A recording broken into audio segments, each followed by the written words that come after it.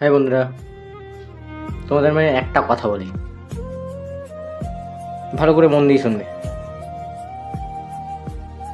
আমরা যে একটা মানুষের প্রতি ভাবি, সেই ভাবনাটা মন দিক দিয়ে আসে। কেন আসে জানো? একটাই কারণে, হয়তো তাকে তুমি মনে করছো, তার চিন্তা ভাবনা মাথায় আসছে, সেই কারণে তাকে তুমি মনে করছো। মনের ফিলিংসটা আছে, মনের ফিলিংস আছে বলে তাকে তুমি মনে করছো। মনে যদি ফিলিংস না থাকতো তাকে মনে করতা না।